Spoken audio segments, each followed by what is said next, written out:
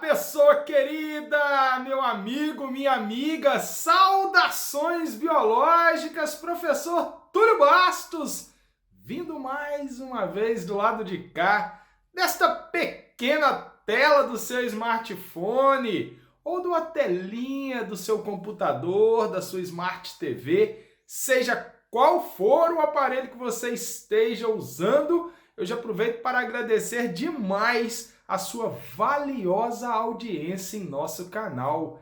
Esse é o nosso vídeo 14 da maravilhosa Super Revisão Enem 2019 e neste vídeo nós iremos falar sobre a divisão celular conhecida como meiose, uma forma de divisão reducional. Então roda a vinheta que a gente volta aí para falar sobre a meiose e detalhes importantes desta forma de divisão celular. Simbora!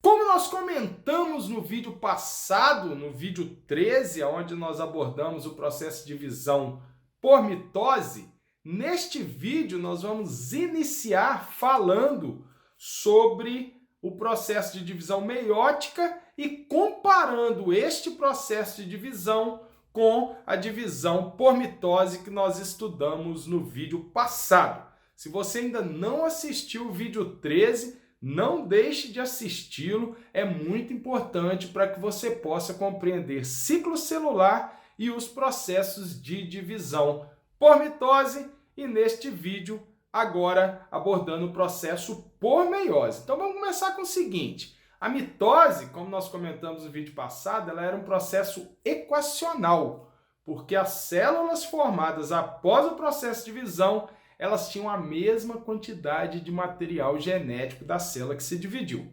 No entanto, a meiose é diferente, ela é reducional, ela é simbolizada agora pela letra R maiúsculo fatorial, o R com uma exclamação. A mitose ela era equacional, então ela era representada pela letra E fatorial, um E maiúsculo com uma exclamação na frente. Pois bem, por que a meiose é reducional e a mitose é equacional? Porque ao contrário da mitose, que mantém a quantidade de material genético nas células filhas, na meiose ocorrerá um evento muito importante que é a separação dos cromossomos homólogos e, consequentemente, separando os homólogos, as células filhas terão apenas a metade da quantidade de material genético da célula que se dividiu.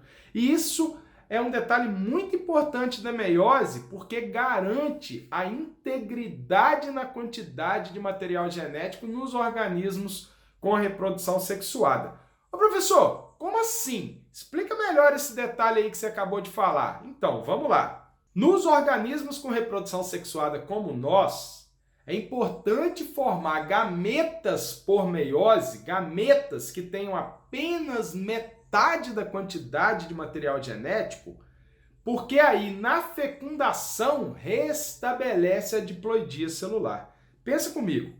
Se o gameta masculino, o espermatozoide, também fosse diploide, se ele também tivesse 46 cromossomos, e o gameta feminino, o óvulo ou ovócito, também tivesse 46 cromossomos, o que aconteceria a cada geração? A quantidade de material genético de uma geração para outra, ela iria dobrar. Se o meu espermatozoide tivesse 46 e o óvulo da minha esposa também tivesse 46, a minha filha ou meu filho, eles teriam, ou melhor dizendo, o nosso progenitor, gerado a partir da nossa reprodução, teria o dobro da quantidade de material genético. E isso na espécie humana todo mundo sabe que é extremamente inviável. Então, a redução na quantidade de material genético promovida pelo processo de meiose em razão da separação dos cromossomos homólogos é compensada exatamente pela fecundação. Dois gametas haploides na fecundação se fundem, restabelecendo dessa forma a diploidia celular. Outro detalhe que diferencia a meiose da mitose é que enquanto na mitose ocorre uma duplicação de material genético e apenas uma divisão celular, resultando em duas únicas células, Na meiose vai acontecer também uma duplicação do material genético na fase de intérfase que antecede o processo. No entanto, vai acontecer duas divisões celulares subsequentes, resultando não em apenas 2 células após a conclusão do processo, e sim em 4 células. Na mitose formavam 2 células com a mesma quantidade de material genético e na meiose formam-se 4 células com a metade da quantidade de material genético da célula que se dividiu. E lembrando, o principal evento da meiose, como nós já falamos, que é responsável pela redução na quantidade de material genético, que é responsável, em outras palavras, pelo fato da meiose ser um processo reducional, é a separação dos cromossomos homólogos. Os pares de homólogos se separam, vai um representante do par para um lado e o outro representante para outro lado. E isso é muito importante porque promove a diversidade genética do processo. O emparelhamento dos cromossomos homólogos durante a meiose e sua posterior separação é importante para a diversidade genética dos organismos com reprodução sexuada. Então já vamos aproveitar e falar uma coisa. Qual a importância da meiose? A importância da meiose é exatamente a formação de gametas nos animais e a formação dos esporos nos vegetais. O processo meiótico ele é muito importante para promover a diversificação, a diversidade genética nos organismos com reprodução sexuada, até porque durante a meiose 1 ocorre um processo muito interessante que é o crossing over ou permuta gênica, para alguns autores permuta cromossômica. O que seria esse crossing over? Seria a troca entre partes de cromátides não irmãs pertencentes aos cromossomos homólogos que ocorre durante a prófase 1 da meiose. Então se liga na dica aí. A meiose é reducional, a mitose é equacional. Na meiose são formadas 4 células, na mitose são formadas apenas 2. Na meiose ocorre 2 divisões subsequentes, uma ao fim da meiose 1 e outra ao fim da meiose 2, enquanto na mitose ocorre apenas uma divisão do citoplasma, apenas uma citocinese.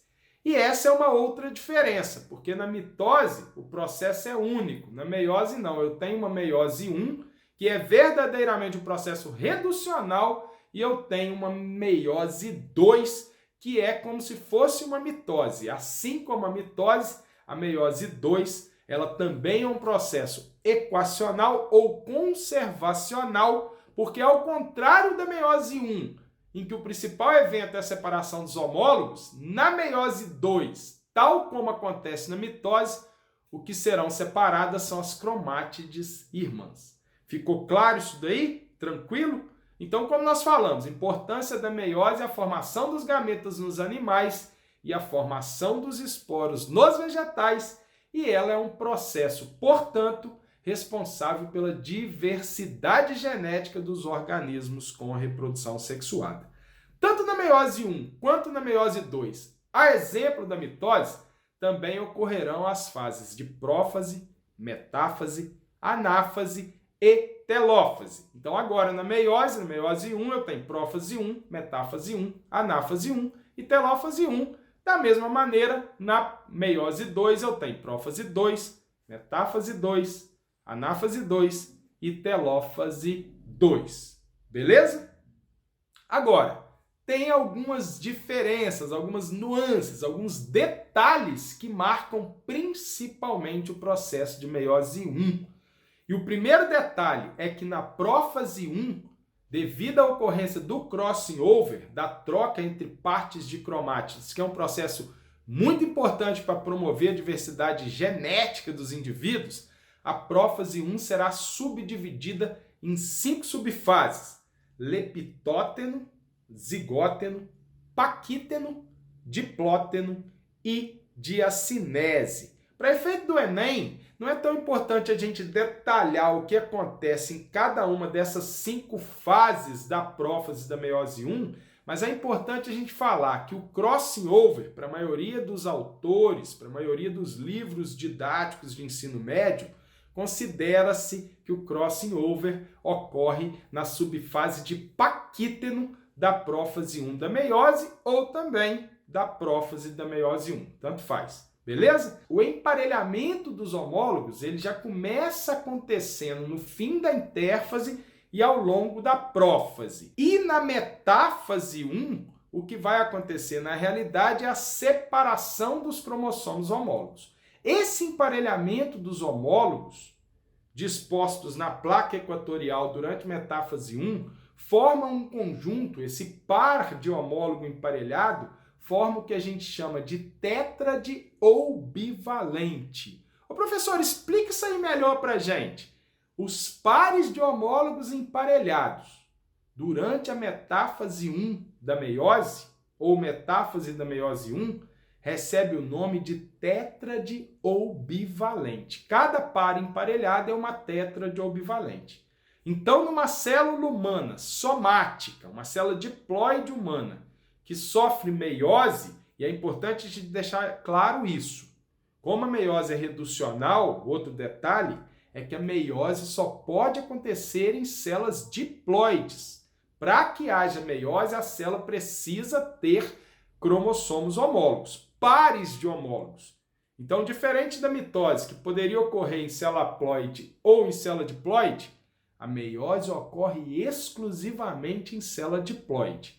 E durante a metáfase 1, ocorre o emparelhamento desses cromossomos homólogos, desses pares de homólogos, formando conjuntos denominados tétrades ou bivalentes. Na anáfase 1, as fibras vão se encurtar e ocorrerá a ascensão polar dos cromossomos, mas agora não é a separação das cromátides, é a separação dos homólogos. Os homólogos irão se separar e aí na telófase ocorre a reorganização da carioteca e do nucleolo e as duas primeiras células geradas nessa primeira citocinese ao fim da meiose 1 agora não são mais células diploides como a célula que começou a se dividir. Devido à separação dos homólogos, essas duas células geradas, elas são células haploides. No entanto, elas ainda têm cromossomos duplicados. O centrômero ainda não se duplicou e as cromátides ainda permanecem unidas.